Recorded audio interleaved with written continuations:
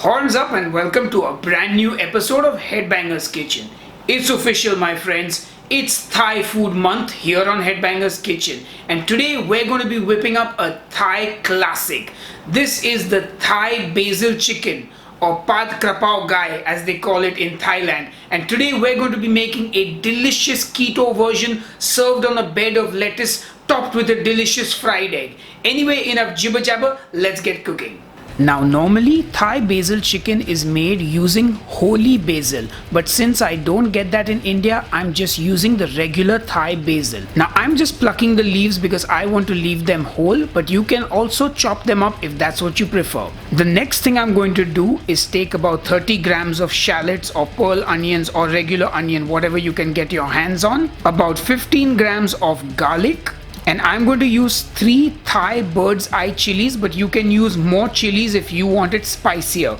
I'm going to put all of that in my little blitzer and then give it a quick blitz. Now you don't want to make a puree out of this, you just want it kind of roughly chopped. Ideally you would do this in a mortar and pestle, but since I don't have one, I had to use the food processor. Alternatively, you can just chop up everything really fine with your knife. Anyway, now to make the Thai basil chicken, we're going to get a pan on the stove.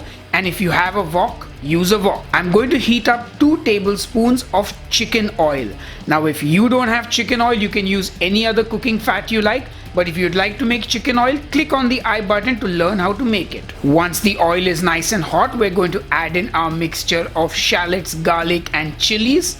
And then give it all a good mix. And you want to fry this out till everything gets nice and fragrant and the garlic starts to brown. Now I felt like I needed a little more oil, so I added in some. And since we're on keto, it's not a bad thing because it will up the fat macros of the dish as well. So you could say I added in a tablespoon more.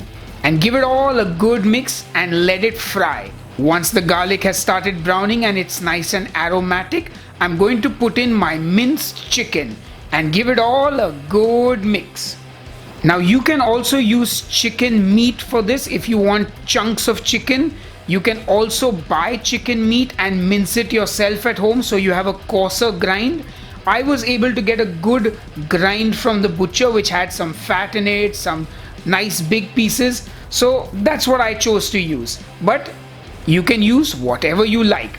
Anyway, make sure you give it all a good mix, break up all the pieces of chicken. And now it's time to add in our seasonings. So I'm going to add in some fish sauce, some soya sauce, a little erythritol or stevia for sweetness, some white pepper, and a wee bit of salt. And then give it all a good mix and let everything cook. Now as this cooks, the chicken will start to release its juices and you will sort of get like a sauce almost. Now you can leave the sauce if you want a sort of gravy along with it, or you can cook it till the sauce starts to dry up. So I'm cooking mine till I have a wee bit of sauce, and when it is reached, well, my desired level of sauce, I am going to put the heat off and I'm going to put in about 25 grams of basil, and then I'm going to give it all a good mix. Now since I want the basil to be really fresh and retain most of its flavor, I'm not going to cook it out at all. But if you don't care much for the basil, you can cook it even longer. Anyway, that's pretty much it. Our Thai basil chicken is ready. But there's still one more thing to do. So now I'm going to get a kadai on the stove, and this is just a sort of saucepan, and I'm going to put in a whole bunch of olive oil. Now what we're going to be doing is making a fried egg. And the Thai folks, they like to literally deep fry the egg. So once the oil is nice and hot, crack in your egg into that oil and just watch the magic. I mean, your egg is going to fry like you have never seen it fry before. Unless you live in Thailand, in which case this is normal, it's not exotic at all.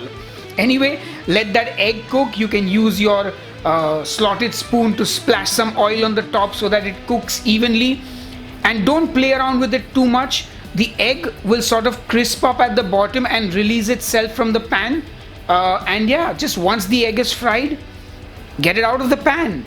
And our egg is ready. Now I'm going to serve this on a bed of lettuce, though normally people eat this with rice. You can also serve it with cauliflower rice, no problem. And on that bed of lettuce goes our Thai basil chicken. Pile it up nice and high. And finally, crown it with the fried egg. Oh yeah! And of course, don't forget to add those garnishes to make it look nice and pretty. So there you have it, my friends. Our Thai basil chicken or our pad Krapow Gai is ready. Anyway, it looks great. Enough jibber jabber. Time to taste. Alright folks, it's time to taste our Thai basil chicken, and this looks so good. And did you see how brave I was? I put 3 whole red chilies in this.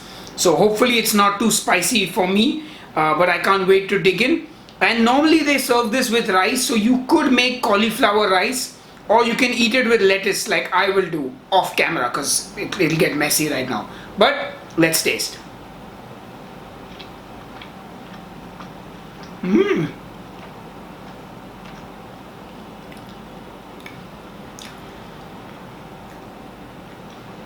First of all, I am in awe and how not spicy it is, but I still get that flavor of the chili. Like maybe I shouldn't be such a spice wuss after all. I mean, I can feel the chili, and that basil so minty, so fresh, and the chicken cooked to perfection, and that oops, some saltiness from that fish sauce. I dropped some stuff. Sorry guys, I'll pick it up later. That's so good. And the egg looks delicious. Oh wow. The crunchy brown part of that fried egg. Guys, this is amazing. And if you want it spicier, obviously add more than 3 red chilies. Damn it, I should cut that out, but I won't. But anyway, enough jibber jabber from me. I'm gonna go eat this, and I will see you on the next episode of Headbanger's Kitchen. Cheers and keep cooking.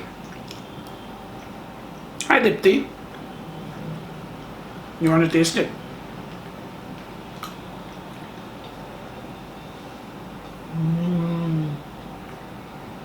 Needs more spice.